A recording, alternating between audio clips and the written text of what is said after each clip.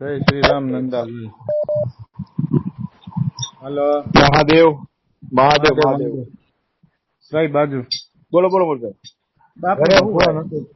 બાપુનો ફોન હતો કઈક કે નંદાભાઈ આવ્યા હતા કઈક સમાધાન કરવાનું, એટલે શું કરવાનું, કેવી રીતના છે કરવાનું એ રીતે કે ભાઈ છોકરા હોય આમાં આપણે ડિટેલ જાય નહીં નાખી, બરોબર. ડિટેલમાં એવું છે કે ઠાકરસિંહભાઈ ને ઓળખતા હોય તો કોપરેટર હે, એને અહીંયા લાદીનું માલ કામ ને બાપુને બાપુએ કીધું હોય તો બાપુ કે વાંધો નહીં કે હું ખર્ચો બરચો બધો દઈ દઉં અને તમને અહીંયા કામ રખાવું, સમજી ગયા.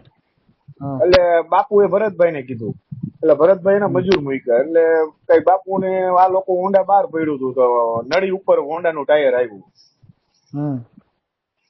ટાયર આવ્યું તો બાપુ બોલ્યા, તો બાપુ બોલ્યા એટલે ઓલા ભરતભાઈ ને ફોન કર્યો, ભરતભાઈ ઠાકરસિંહભાઈ ફોન કર્યો, ઠાકરસિંહભાઈ આવીને બેને નોખા પડ્યા, બરોબર, કે બાપુ તમે આમ ભાઈ જાવ કે નળી કે મેં લઈ દીધી કે આમાં ટાયર આવી જાય તેમાં કઈ તૂટી ન જાય, એમ કરીને બે બીજા નોખા કર્યા. બાપુ ધાર્યું લઈને બહાર આવ્યા, બરોબર. ઠાકરસિંહભાઈ વળી બે ને મને આવ્યા, ઓલા ને આમ કર્યા, નાને આમ કર્યા, તમે કામ ચાલુ રાખો એ ગયા એ બધું. એટલે પછી પાછળથી આ લોકો બાઈ ગયા અને ઠાકરસિંહભાઈ પછી પહોંચી ગયા. ઠાકરસિંહભાઈ કેસ કરવાની ના પાડી, બાપુ ભલે તમે જે થયું હોય. ઠાકરસિંહભાઈ એટલે અહીંયા આ વિસ્તારનો હારામ હારો માણસ, સમજી ગયા તમે. કોપરેટર નું જે નામ આવતું હતું ને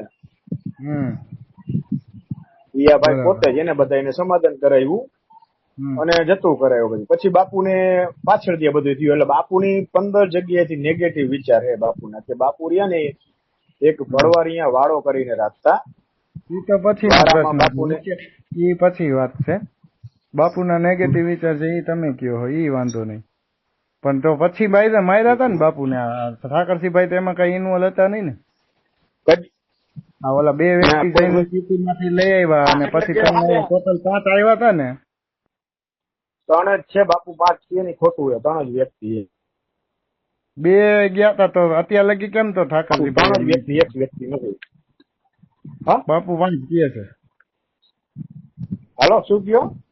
બાપુ 5 કહે છે. હાલો, બાપુ 5 કહે પણ વ્યક્તિ શું કયો? બાપુ 5 કહે છે એમ કહું છું. બાપુ 5 કહે પણ 3 જ વ્યક્તિ હતા, એ હું તમને કહું ને. બાપુએ 10,000 ની કીધું નતું કે 10,000 ચોરી થઈ, હવે બાપુ એમ કે મારા 10,000 ગયા.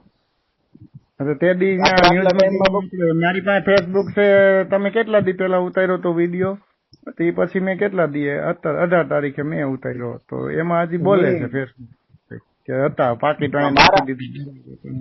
મારામાં નથી બોલ્યા બાપુ, અને મેં બધું પૂછ્યું હતું. એટલે આપડી એવી ગણતરી છે કે આ બે વ્યક્તિને સમાધાન થાય એ રીતે, બરોબર.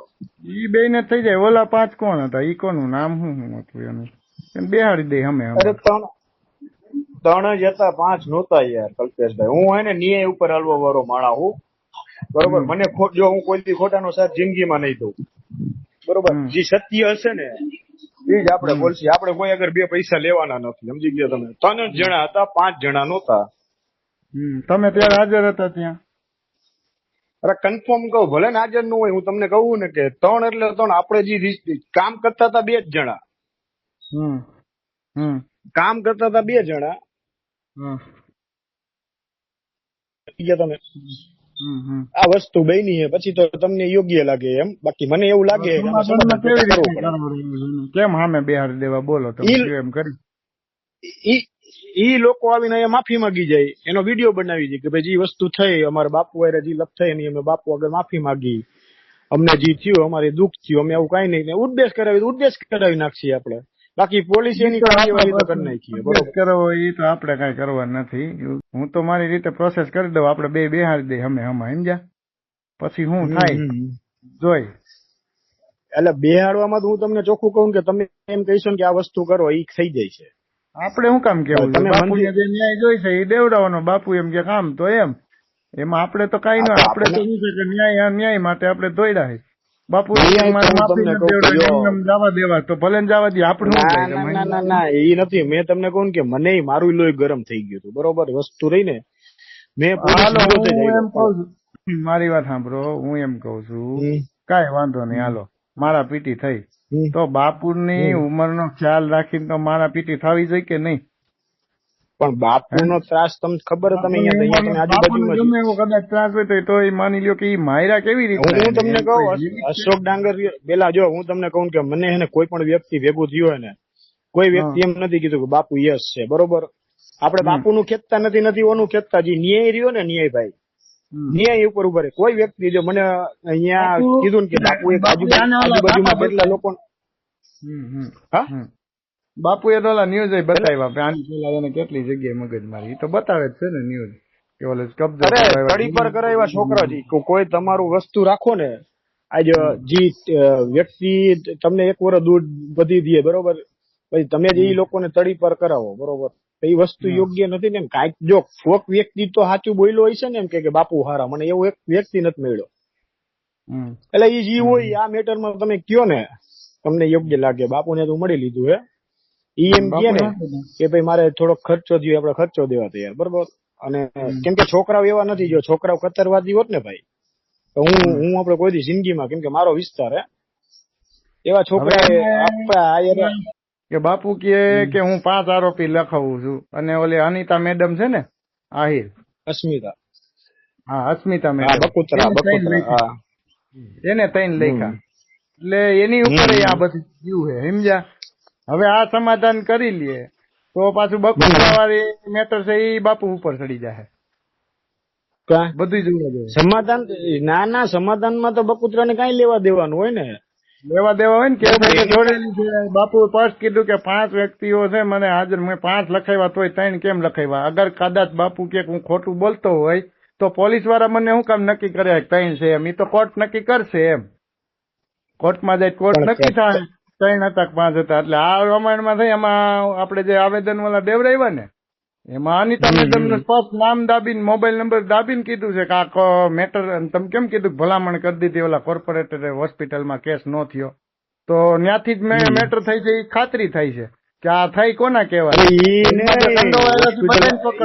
ઈ કોર્પોરેટર આપણે જે ધાકતા હતા ને ઈ કોર્પોરેટર નથી, આ જે ઠાકરસિંહભાઈ નું નામ આવ્યું વાલી વખત, સમજી ગયા તમે? કે ભાઈ મંદિરમાં પેલા મારી વાત પ્રોસેસ ન થવા દેવામાં સિવિલમાં કોનો હાથ? કોઈનો હાથ નહીં આમાં. લીગલ સર શું તમને કહું કે જયારે કામ આપ્યું ને બાપુ એમ કીધું કે મારે આટલો લાદી બાદી કરાવી દઉં, તો ઠાકરસિંહભાઈ શું કે મારા ખર્ચો આપણે વાત થઈ ગઈ. હું એમ કહું જે હાલી ગયા એની વાત કરું, ઓલરેડી જે હાલી ગયું છે અત્યારે કામ, જે FIR થઈ, પછી B ડિવિઝનમાં ઓલું દીધું ઈ વિશેષ નિવેદન, પછી કલેક્ટરને પાછું એક કલેક્ટરને આપ્યું, એમાં એમ લખી નાખ્યું છે કે કાયદેસર 5 અને હોસ્પિટલમાં 12 દિવસ, મતલબ કોકે કાર્યવાહીમાં ભળવાઈ કરી એટલે 18 દિવસ લગી કોઈ પોલીસ કે કોઈ બાપુ વાળા હતા કી હતા, તો વસ્તુ ન્યા ઉભી રહે. જો સમાધાન કદાચ કરશે તો કે તો તમે પેલા આટલા દી ક્યાં વસ્તુ કઈ ન થાય, કોઈ ન થાય, સમાધાન થાય ને એટલે બધું અહીંયા પૂરું થઈ જાય, બરોબર? એ તો આરોપી ને એની સામે થઈ જાય પૂરું. હવે જે પોલીસ માથે હાલી ગયા છે એનું એ પૂરું, એને કાર્યવાહી આપણે સ્ટેપ કરીને ભાઈ. બાકી બાપુની ઈચ્છા, આપડે તો એક રસ્તો આપણને ન્યાય લઈ ગયો હતો કે આ વસ્તુ કરવા જેવી છે, બાકી બધી વસ્તુ સમાધાન થયું. હવે તમારી ઉપર હું હાલી ગયો હોય પછી સમાધાન થાય, હવે તમે એમાં ક્યાંક થોડોક ભાગ ભજે હોય ને પછી સમાધાન થાય એટલે પછી તમે મારી માથે ચડી જાવ કે નહીં? હવે પોલીસ સામે પગ ચડે બાપુ, હું પોલીસ વિરોધી હાલી ગયો, હું કમિશનર વિરોધી હાલી ગયો તો, બરોબર? તમે હતા તો ત્યાંથી સાબિત થાય કે તમે મારા વિરુદ્ધ જે નામ લખ્યું છે ખોટું છે, મેં નથી દબાવ્યો કે ત્યારે જે વસ્તુ થઈ ને એ તાનમાં આપણે કરી લીધા, આપણે ડિસિઝન નહોતું લીધું કોઈ વસ્તુ. મને એટલું મળ્યું કે બાપુ ઉપર હુમલો કર્યો, પણ પછી હકીકત આપડી જે ઠાકરસિંહભાઈ રહ્યા ને અહીંના સ્થાનિક કોર્પોરેટર હે, એ વ્યક્તિ ભગવાન નો માણા, બરોબર? મીડિયામાં દેતા હતા કેમ કોઈ ખુલીને બહાર નહોતું આવતું, બધું થઈ જાય પછી બધા બહાર આવે, એ તો વાત છે. તો ત્યાં લગી ક્યાં ગયા હતા? મીડિયામાં બધે દેતા હતા. આપણે શું કરવાનું હોય?